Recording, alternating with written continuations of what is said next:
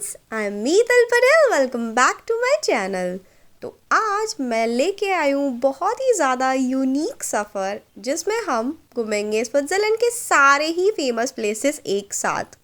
अभी बात करते हैं स्विस ट्रेन्स के बारे में, जिसमें बहुत ही अच्छा किड्स सेक्शन होता है और बहुत ही प्लेफुल होता है। तो Swiss trains are too fun for kids also. अभी आप सोच रहे होंगे ये कैसे हो सकता है, मैं सारे वीडियो को क्लब करूँगी क्या? नहीं, मैं आपको एक ऐसी जगह पे लेके जा रही हूँ जहाँ पे सारे फेमस प्लेसेस एक साथ ही है।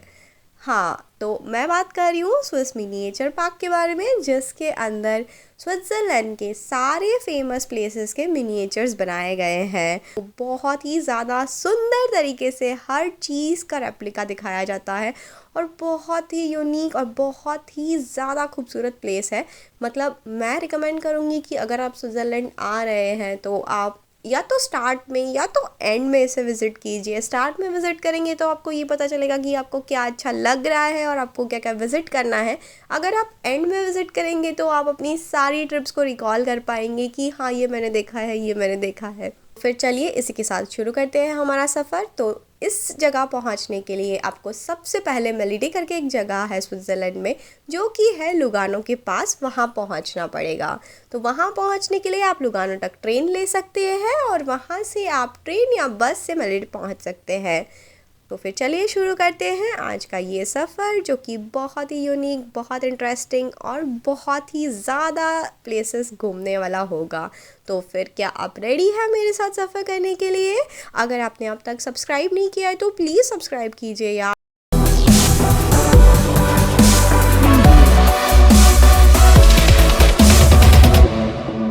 बात करते हैं स्विस मिनिएचर के एंट्री प्राइस के बारे में। तो यहाँ का जो एंट्री प्राइस है वो है 19 CHF फॉर एडल्ट्स। अगर आप उसकी ऑनलाइन वेबसाइट से अगर बुकिंग करते हैं तो आपको कुछ डिस्काउंट मिल जाता है 1-2 CHF का। तो आप उसकी ऑनलाइन वेबसाइट चेक कर सकते हैं और जो भी करंट डिस्काउंट है उस आप सेव कर सकते हैं। मिनिएचर स्विट्ज़रलैंड का सबसे largest open air miniature museum है।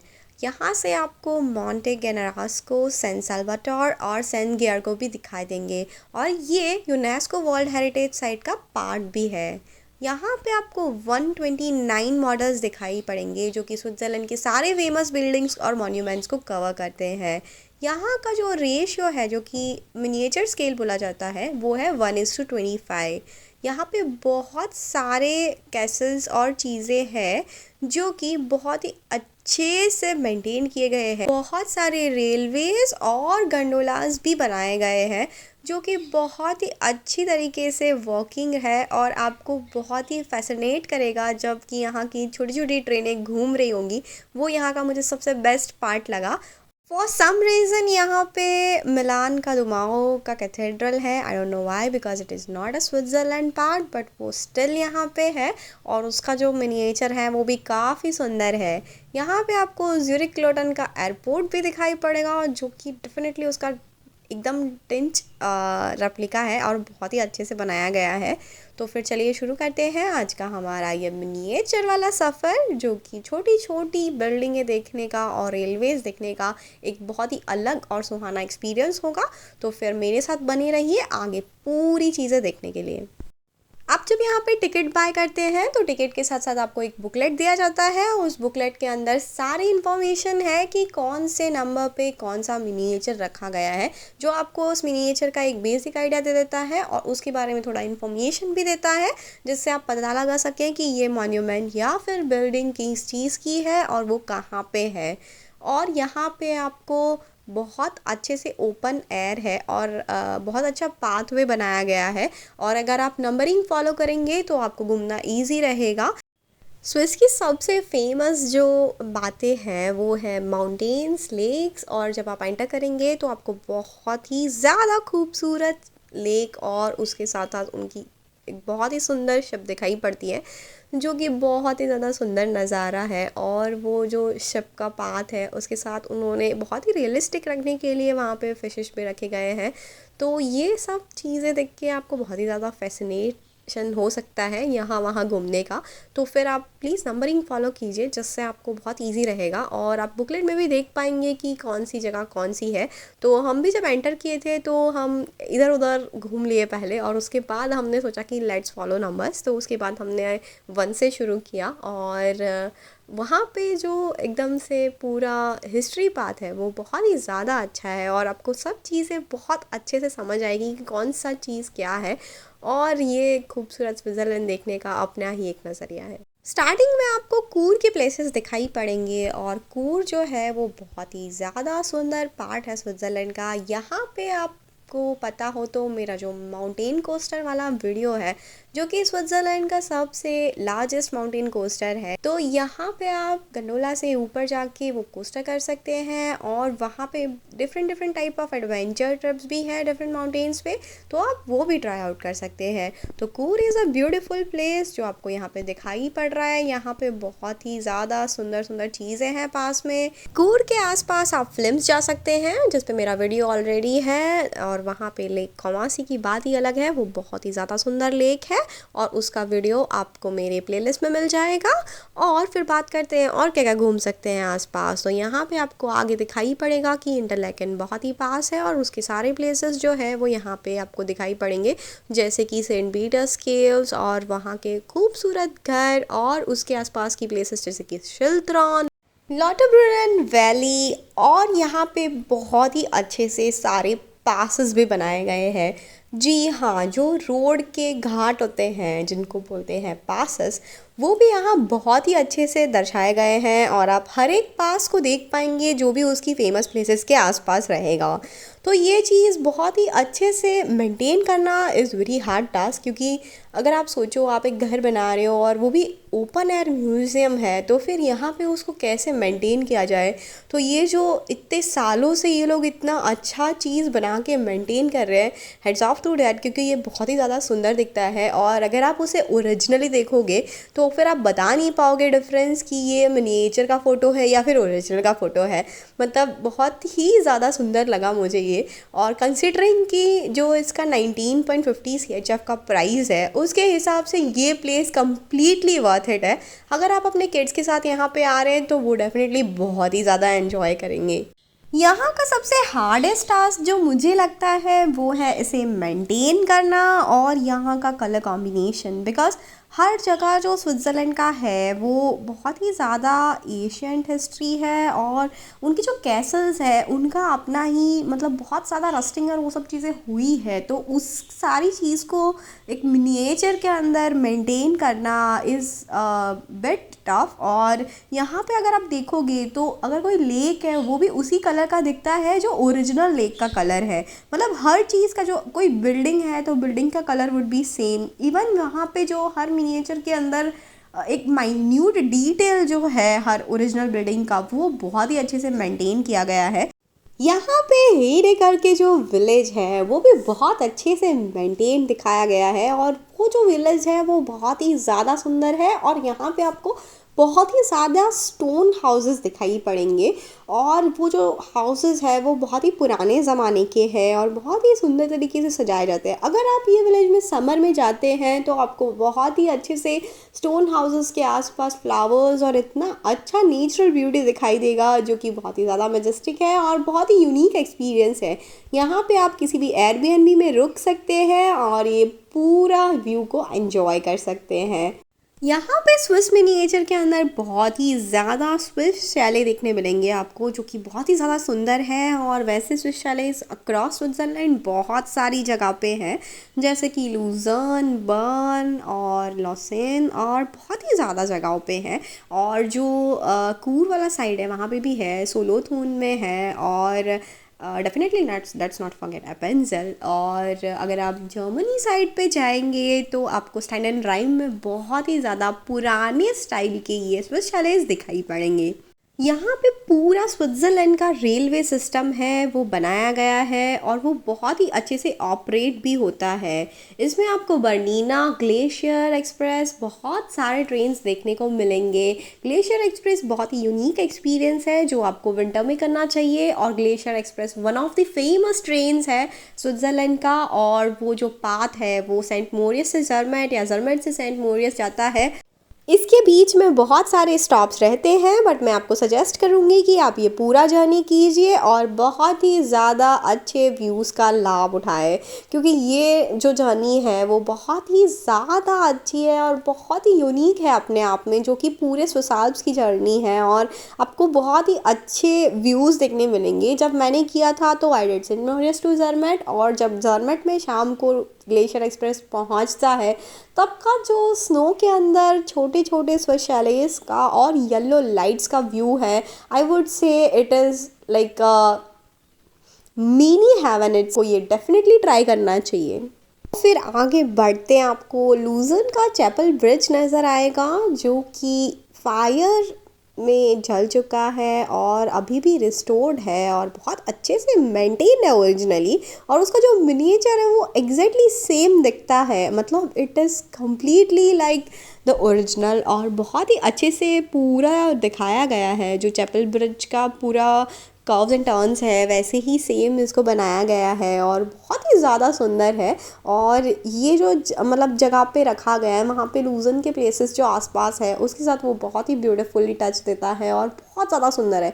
यहाँ पे बैठ के आप अपना एक सुंदर फोटो भी खींच सकते हैं। अगर आप लूजन मिस कर रहे हैं तो आप ये देख के कम्प्लीटली बेफिक्र हो जाए, क्योंकि लूजन बिल्कुल ऐसा ही दिखता है। Next you will see is Rapperswil Castle, जो कि ज़ुरिक के पास है, रैपर्सविल के अंदर। और रैपर्सविल पे मेरा ऑलरेडी वीडियो है, अगर आपने वो नहीं देखा है तो आप जाके वहाँ पे देख सकते हैं। और वहाँ का कैसल और ये कैसल बिल्कुल ही सेम है।